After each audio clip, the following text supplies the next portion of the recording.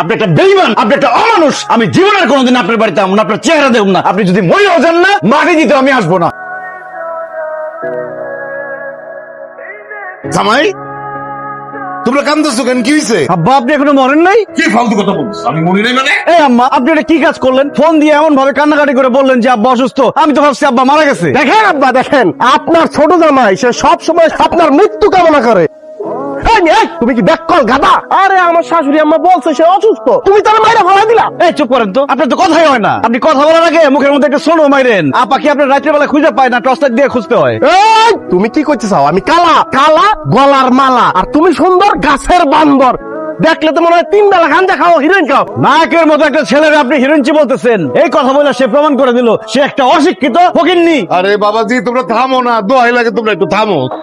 চলো ভিতরে চলো, তোমাকে দুজনের সাথে আমার জরুরি আলাপ আছে, আসো। আব্বা, আমার মাফ করবেন। এই অশিক্ষিত ছোট লোক যেখানে আছে সেখানে আমি এক মুহূর্ত থাকবো না। আরে তোর মতো ফাউল হিরোইন যেন আছে, হ্যাঁ আমি এক মুহূর্ত দেখবো না। এই পারবিন, চলো। আচ্ছা ঠিক আছে, যাইবা যখন যাও, কিন্তু আমি তোমাকে করে ডাকছিলাম আসলে আমার সব সম্পত্তি দুই জামাইরে ভাগ করে দেওয়ার লেগে। তোমার আব্বা যেহেতু তার সব সম্পত্তি ভাগ করে দিবে, তাহলে যেইভাবেই হোক তার মন আমাকে জয় করতে হবে। তোমার আব্বাকে আমার খুশি করতেই হবে। আমার শ্বশুর শাশুড়িকে আমি অনেক ভালোবাসি, এইটা তাদেরকে বুঝাইতেই হবে। কেন? আরে কেন বুঝো না? তাহলে তোমার আব্বা আমার উপর খুশি হয়ে আমাকে বেশি সম্পত্তি লিখে দিবে। আরে তোমার আব্বার যে পুকুর, যেটার মাছ বেচে প্রতি বছর লাখ লাখ টাকা ব্যবসা করে, সেইটা আমার নামে লিখে দিবে। কিন্তু তুমি আব্বার মন জয় করবা কেমনে? আরে কিভাবে জয় করবো মানে? তুমি শুধু আমার বলো যে তোমার আব্বা কি করলে আমার উপরে সে খুশি হবে। আব্বারে কেউ কিছু উপহার দিলে আব্বা খুব খুশি হয়।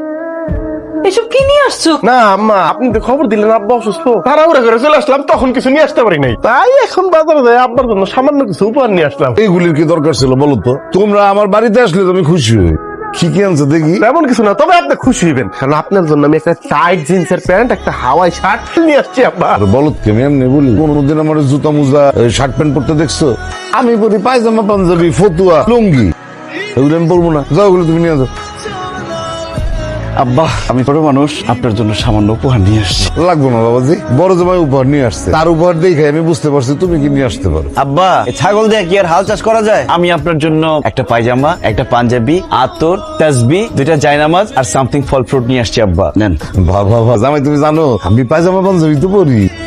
আমার জায়নামাজটা না পুরানো হয়ে গেছিল, খুব ভালো করছো, একটা নতুন জায়নামাজ তুমি আমার দিলা। খুব খুশি হয়েছে বাবাজি, তোমার উপর আমি খুব খুশি হয়েছি।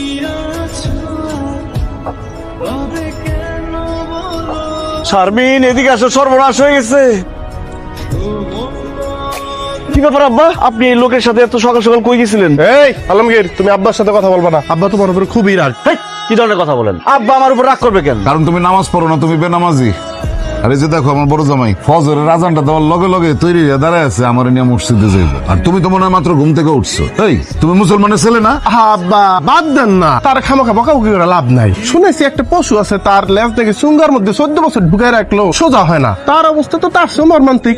তারপরও তার হেদায়েতের জন্য আল্লাহর কাছে ফরিয়াদ করেছি, দেখি কবুল করে কিনা। মাশাল্লাহ মাশাল্লাহ, খুব ভালো করছো বড় জামাই। আসলে এই জন্য তোমার আমি এত পছন্দ করি। কিন্তু বেনামাজি লোক যে আমার পছন্দ না, এটা মানুষ বুঝেও বুঝে। চল আজকে জামাই শ্বশুর একসাথে বসে নাস্তা করবো। জি অবশ্যই আব্বা। আসসালামু আলাইকুম।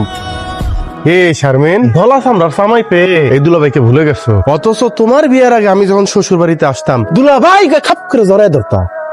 আমি আপনারা কখন জড়ায় ধরতাম? অহন তো বুঝলা যাই ভাই। তয় শারমিন, তুমি যে সিনেমা হলে যাইয়া কোনার সিটে বইসা এই দুলাভাইয়ের কাঁধে মাথাটা দিয়া রাশেম মালার প্রেম সিনেমাটা দেখছো? দুলা ভাই, একদম আবল তাবল কথা বলবেন না। তোমার কি মনে আছে তোমার বিয়ার আগে যখন আমি শ্বশুর বাড়িতে আসতাম, বিছানার এক পাশে ঘুমাইতো তোমার বড় বোন, আরেক পাশে ঘুমাইতা তুমি, মাঝখানে ঘুমাইতাম আমি। আহারে, সেই দিনগুলির কথা এখনো মনে পড়লে আল্লাহ, শারমিন, এটা আমি কি শুনলাম? তুমি এই মাগুর মাছের সাথে ঘুমাইতা? আল্লাহ, এই কথা শোনার আগে এই মাগুর মাছের মাথা ঠাটা পড়লো না কেন? তুমি মাথা গরম করো না, দুলা ভাই সব মিথ্যা কথা কইতেছে, আর কথা বিশ্বাস করো না। আলমগীর এই গাব গাছের গোড়া, তুই হাসবি না? তোর কত বড় সাহস, তুই আমার বউর সাথে ঘুমাইছস? তোর আজকে আমি মাইরে ফেলামু। আর তুই, তোর কত বড় সাহস, তুই কিসের জন্য তোর দুলাভাইয়ের সাথে ঘুমাইছস? বিশ্বাস করো আলমগীর, আমি আমার দুলা ভাইয়ের সাথে ঘুমাই নাই। সে তোমার আমার মধ্যে ঝামেলা লাগানোর জন্য সব মিথ্যা কথা বলছে। তুই কোনো কথা কবি না, হারামজাদি রাক্ষসী, ইচ্ছা করতেছে ইট দিয়ে মাইরা তোর মাথা একদম ফাড়া ফেলাই। তোমার এত বড় সাহস, আমার তো বিশ্বাস করতে কষ্ট হইতেছে। সি সি সি সি সি, আমার স্নেহবাদন শালিটারে কি অকথ্য ভাষায় গালাগালি করলো। সবকিছু আপনার জন্য হয়েছে আব্বা, আমি আপনার বুঝাই বলতেছি। তোমার কোনো কথা শুনতে চাই না জামাই। আমার বাড়িতে দাঁড়াই আমার মেয়ের সাথে তুমি এরকম ব্যবহার করতেছো, না জানি তোমার বাড়িতে আমার মেয়ের উপর কি পরিমাণ অত্যাচার করো তুমি। তোমার খুব ভালো মানুষ করছিলাম। আম্মা আপনি ভুল বুঝতেছেন, আমি আসলে শারমিনকে গালি দিতে চাই নাই। ওই দুলাভাই মাছ এই, নিজে দোষ করছো আবার আরেকজনের উপরে দোষ চাপাইতে চাও। আমি খুব মাইন্ড করলাম তোমার উপরে ছোট জামাই। আমি যে তোমারে বারবার বলছিলাম দুলা ভাই তোমার আমার মধ্যে ঝামেলা করার জন্য এইসব মিথ্যা কথা বলতেছে, এখন বিশ্বাস হয়েছে? বুঝতে পারছি, আমি সব বুঝতে পারছি। তোমার দুলাভাই আমার সাথে গেম খেলছে, কিন্তু খেলা এখনো শেষ হয় নাই। মা কি করেছে এখানে বইয়া বইয়া? এমনি বসে আসছি। ছোটকালে যে আমি তোর নৌকা বানাই দিতাম, ওইটা পানিতে ভাসাইতি, যদি ডুবে যাইতো আবার আমি বানাই দিতাম। এই দেখ তোর লাগে আমি কতগুলি নৌকা বানাই লইছি। আমি কি এখন সেই ছোট পারবি না যে আমি নৌকা ভাসাবো? তুই আমার কাছে সব সময় ছোটই থাকবি। আয় ভাষা দেখি। এই গোড়ার মতো সিসি করতেছো কেন? আরে দুলাভাই, আপনার জন্য আমার খুব মায়া হইতাছে। আপা যে আপনার একটু পছন্দ করে না, আজকে সেটা প্রমাণ পেয়ে গেলাম। আমার বউ আমার তার জীবনের চেয়েও বেশি ভালোবাসে। আপনার যদি ভালোই বাসা থাকতো, আরেক বেটার সাথে পুকুর পাড়ে বসে গল্প করতেন।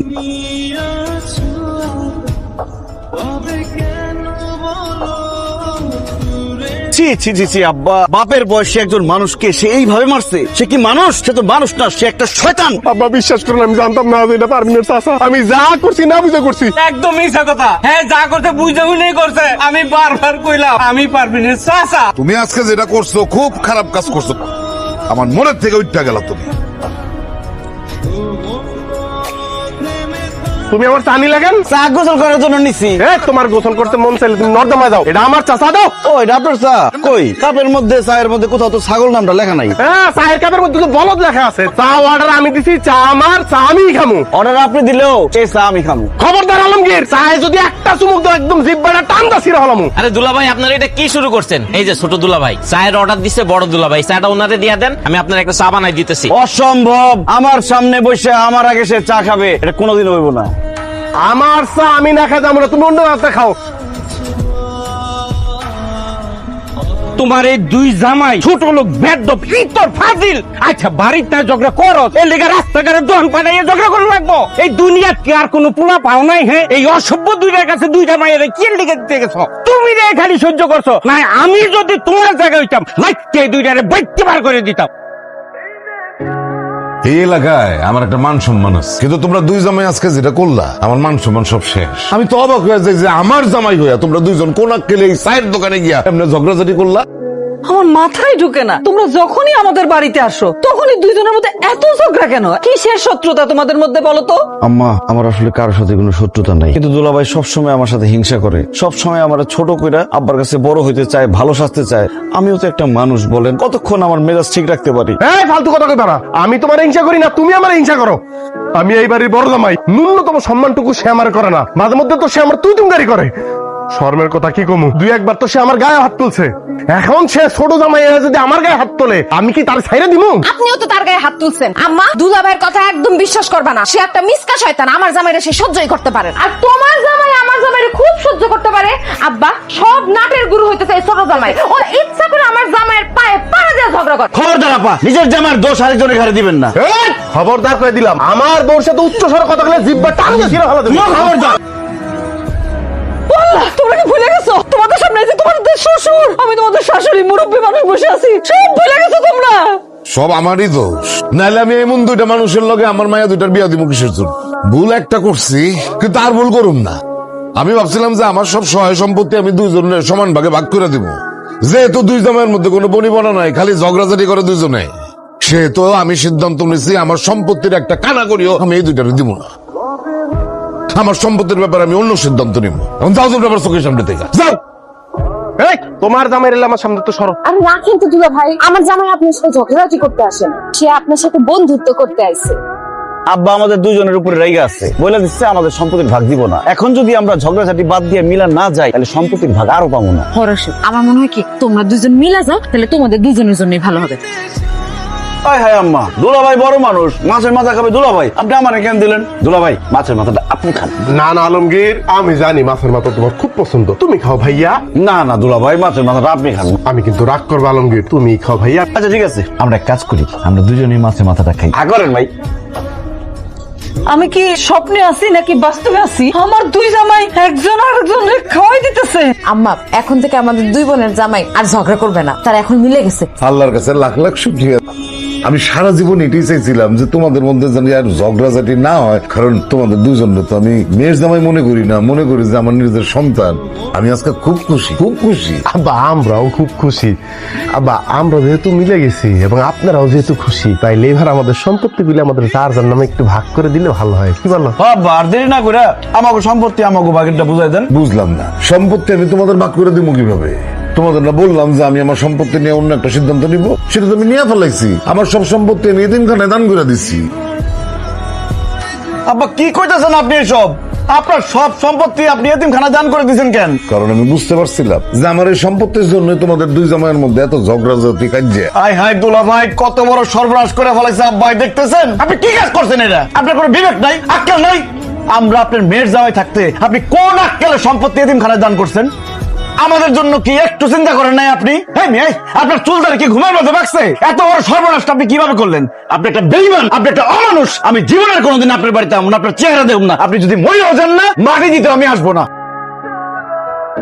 বড় জামাই বাবাজি, তুমিও কি রাগ করছো? না, রাগ করবো না। ওনারে মাথায় নিয়ে নৃত্য পরিবেশন করবো। আপনি একটা ভণ্ড প্রতারক বেঈমান, আপনি মইরাও শান্তি পাইবেন না। আর তুই যদি কোনোদিন এই বাড়িতে আমার কথা ভুলেও চিন্তা করস, থাপড়ে এত সব দাঁত ফালাই দিব। মনে করবি তোর বাপ নাই, তোর বাপ মারা গেছে।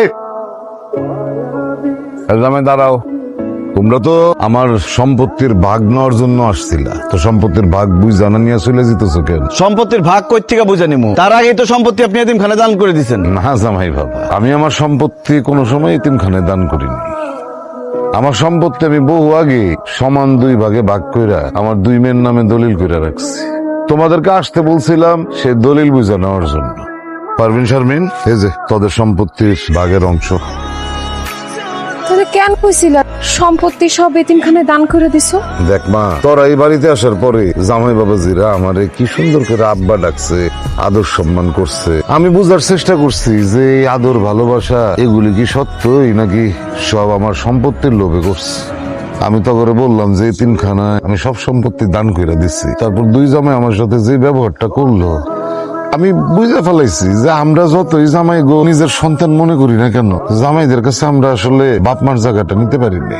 আমরা তোমার কাছে শ্বশুর শাশুড়ি, সম্পত্তির ভাগ দেওয়া শ্বশুর শাশুড়ি। আপনি আমার ঘরে আর লজ্জা দিয়েন না। সম্পত্তির লোভে আসলে আমরা অমানুষ হয়ে গেছিলাম।